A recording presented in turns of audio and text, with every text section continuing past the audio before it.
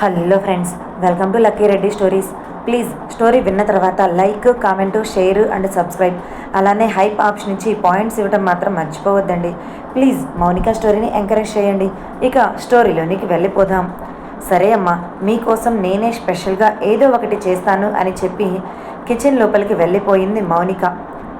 నా కూతురు వంట చేసేటప్పుడు చెయ్యి కాలినా, లేదంటే కూరగాయలు కట్ చేసేటప్పుడు వేలు కట్ చేసుకున్న ఆ మంట సెగకి తట్టుకోలేక నా వల్ల కాదు అంటూ ఏడ్చినా సరే నీకు దెబ్బలు పడిపోతాయి వాణి అని వానికి మాత్రమే వినపడే విధంగా వార్నింగ్ ఇచ్చారు కృష్ణ. ఈయన ఒకడబ్బా, కూతురు మీద అతి ప్రేమతో నన్ను చంపుకు తింటున్నాడు అని మనసులో అనుకుంటూ, సరే అలాగే, మీ కూతురికి ఏమీ కాదులే, ప్రపంచంలో మీకే ఉంది కూతురు అని మూతి ముడుస్తూ అన్నది. నువ్వు ఎలా అన్నా కూడా తర్వాత నీకు పనిష్మెంట్ మాత్రం కంపల్సరీగా ఉంటుంది, మర్చిపోవద్దు అని అన్నారు కృష్ణ. అబ్బా, కూతురిని ఏమన్నా వెనకేసుకుని వస్తున్నారా? కూతురికి ఏమీ కాకూడదని అంత తాపత్రయం ఏమయ్యా? అదే తాపత్రయం నా విషయంలో ఏమయ్యింది? నేను పెళ్ళైన కొత్తలో నాకు వంట రాక ఎన్నిసార్లు చేతులు కాల్చుకోలేదు. కనీసం అప్పుడు నన్ను పట్టించుకున్నావా? ఏమీ లేదు. కానీ ఇప్పుడు కూతురికి మాత్రం చెయ్యి కాలకూడదు, ఏమీ కాకూడదు, అపురూపంగా పెరగాలి. ఏ మీ కూతురు లాంటి దాన్ని కదా నేను కూడా ఒక అయ్యకి కూతురునేగా. నా మీద అప్పుడు ఈ ప్రేమంతా ఎటుపోయిందో అని సాగదీస్తూ అన్నది వాణి. ఇప్పుడు ఈ మాటలన్నీ ఎందుకు? నా కూతురికి ఏమీ కాకూడదు అంతే అని అన్నాడు కృష్ణ. ఇక పూర్వకాలం జరిగింది అన్నీ తవ్వుకుంటే తన భార్య తనని జీవితాంతం సాధిస్తూనే ఉంటుంది అని తెలుసు. అందుకే ఆ మాటలు అంతటితో కట్ చేసేశాడు సింపుల్గా.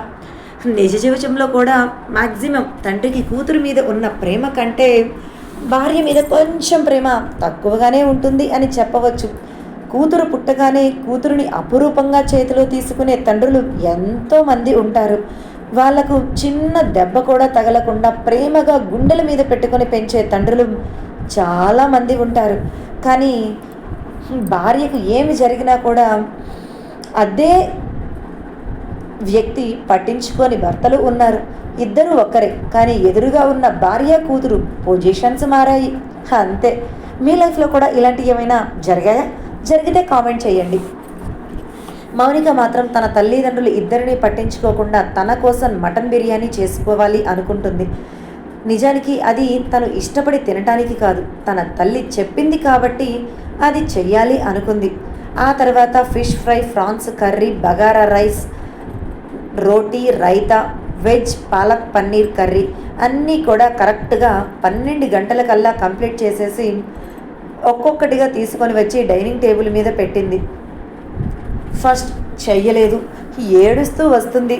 తర్వాత నేనే చెయ్యాలి అని ఊహించిన వాణికి మౌనిక అన్ని వంటలు చేసి డైనింగ్ టేబుల్ మీద పెట్టడం మాత్రం చాలా ఆశ్చర్యంగా అనిపించింది. కాదు, అంతకు మించి ఒక రకమైన షాక్ తగిలింది అనుకోవచ్చు. తన కూతురు నిజంగా ఇలా వంటలు చేయగలదా?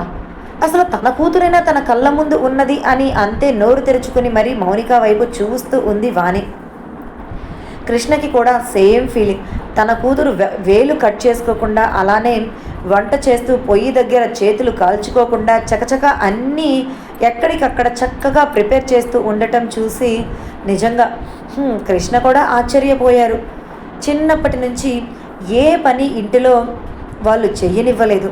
అటువంటి కూతురు ఇన్ని పనులు, ఇన్ని వంటలు ఒక్కసారిగా చేస్తుందా అని కళ్ళు విప్పార్చి మరీ తన కూతురు చేస్తున్న వంట వైపే చూస్తూ ఉన్నారు.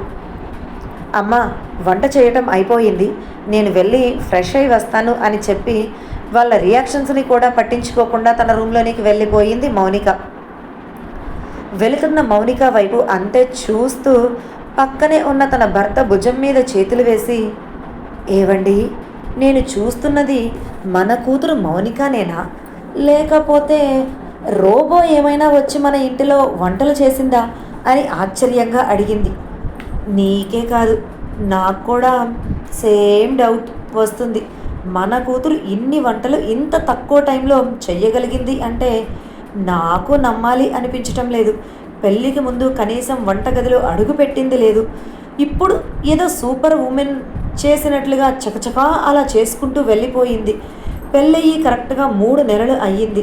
అప్పుడే తనకి అన్ని పనులు చేయటం వచ్చేసిందా, అన్నీ నేర్చుకుందా అని కనురెప్ప కొట్టడం కూడా మర్చిపోయి రూమ్లోనికి వెళ్ళిన తన కూతురు వైపే చూస్తూ అన్నారు కృష్ణ. నిజంగానే ఇది వంట చేసిందా అని అంటూ తన ఎదురుగా ఉన్న బౌల్స్ అన్నీ వాణి ఒక్కొక్కటిగా ఓపెన్ చేసి చూస్తూ అన్నది. స్మెల్ కూడా అదిరిపోతుంది. అయినా కూడా నమ్మటం కష్టంగానే ఉంది వాళ్ళకి. ఏదో అద్భుతం జరిగినట్లుగానే తన కళ్ళ ముందు అలా జరగటంతో వాళ్ళు నిజాన్ని ఇంకా గ్రహించలేక, ఒప్పుకోలేక, లేదంటే ఏదైనా మిరాకిల్ జరిగింది అన్నట్లుగానే ఫీల్ అయిపోతున్నారు.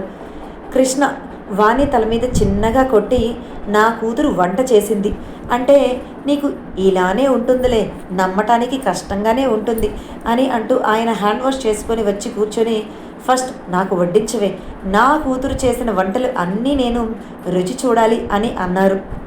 అబ్బో, నీ కూతురే చేసింది వంట, తినండి అయ్యా, బాగా తినండి అంటూ కృష్ణతో అలా మాట్లాడుతుంది. కానీ తను కూడా ఇష్టంగా తన భర్తకు వడ్డించి ఆ తర్వాత తను కూడా వడ్డించుకొని తిన్నది. టేస్ట్ మాత్రం ఇద్దరికి చాలా బాగా నచ్చింది. ఇద్దరు ఒకరి వైపు ఒకరు చూసుకొని చాలా బాగుంది కదా అని ఆ టేస్ట్ని ఆస్వాదిస్తూ అన్నారు ఒకేసారి. అలా ఇద్దరు ఒకేసారి అనటంతో నవ్వుకుంటూ, నిజంగా మన కూతురు చాలా మారిపోయింది. పెళ్ళైన తర్వాత తనలో మంచి హ్యాబిట్స్ చాలానే వచ్చాయి. పెళ్ళికి ముందు కిచెన్లోనికి అడుగు పెట్టను కూడా పెట్టేది కాదు.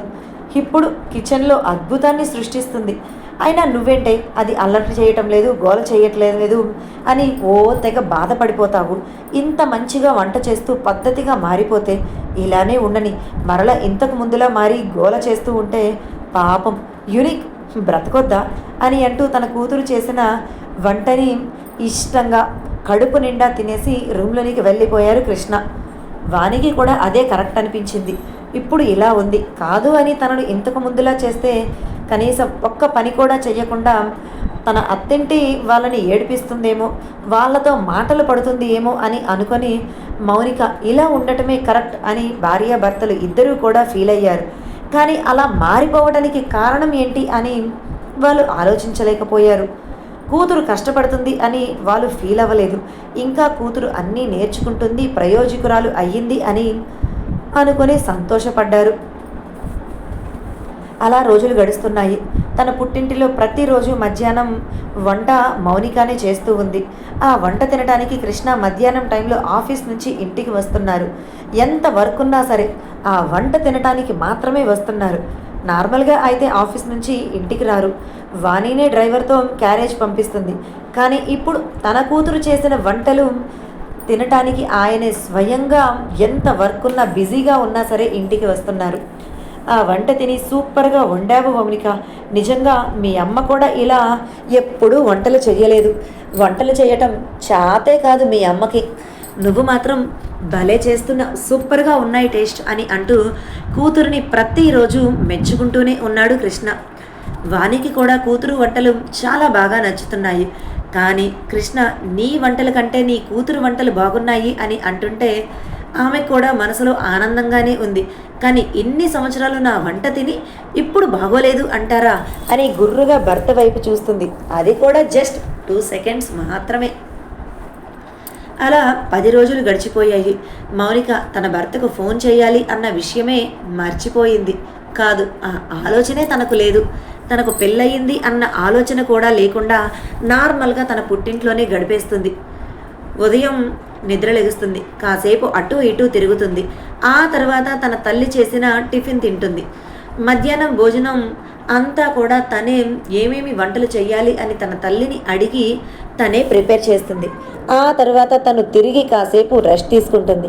సాయంత్రం అటు ఇటు తిరుగుతుంది. నైట్ తన తల్లి చేసిన వంట లైట్గా తిని రూమ్లోనికి వెళ్ళి పడుకుంటుంది. రోజు ఇదే తన దినచర్య. పెద్దగా మార్పు ఏమీ లేదు.